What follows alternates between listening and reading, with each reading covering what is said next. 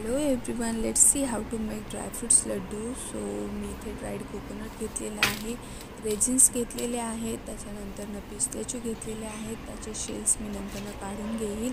आणि इथे काही डेट्स आहेत, त्याचे सीड्स मी काढून घेईल. आल्मंड्स घेतलेले आहेत आणि कॅशूही घेतलेले आहेत. आपल्याला ड्रायफ्रूटचे लाडू करण्यासाठी तूप खूप लागणार आहे. सो तूप वेलची घेतलेली आहे फ्लेवरसाठी.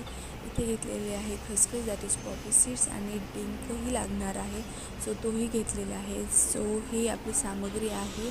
आणि त्याच्यानंतर मी हे सगळं एकत्र करून घेणार आहे. सो डेट्स मी सीड्स काढून घेतलेले आहेत आणि ड्रायफ्रूट्स जे होते कॅशू आल्मंड्स ते वाटून घेतलेले आहेत. पिस्ताचिओ कट करून घेतलेले आहेत आणि वेलचीही काढून घेतलेली आहे. त्याच्यानंतर इथे आहे वाटलेलं खोबरं आणि काही डेसिकेटेड फॉर्ममध्ये असलेलं खोबरं.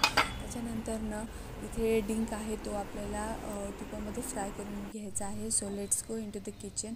कढई मी तापायला ठेवलेली आहे. आता त्यात 3 चमचे आपण तूप घालून घेऊया. आणि तूप आपलं छान गरम झालेलं आहे. सो त्यात मी डिंक घालून घेणार आहे आणि खडकी होईपर्यंत त्याला छान फ्राय करणार आहे.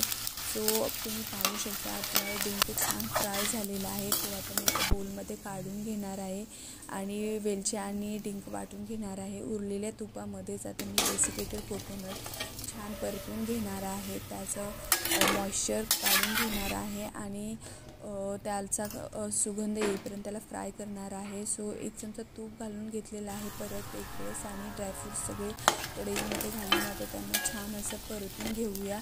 त्यांचा कलर आपल्याला चेंज करायचा नाही आहे, पण त्यांचं मॉइश्चर आहे ते थोडंसं कमी करायचं आहे.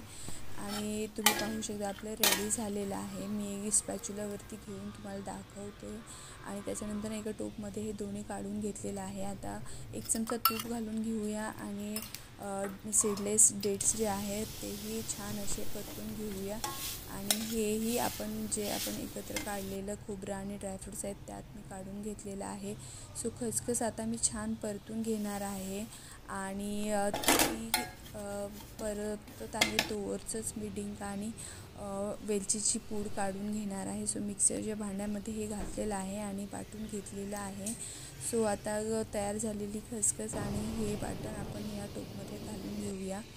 सो इथे मी खसखस आणि वेलची पूड आणि डिंक वाटलेला डिंक मी घालून घेतलेला आहे. आणि ट्विस्ट आहेत ते रोज पेटल्सचं.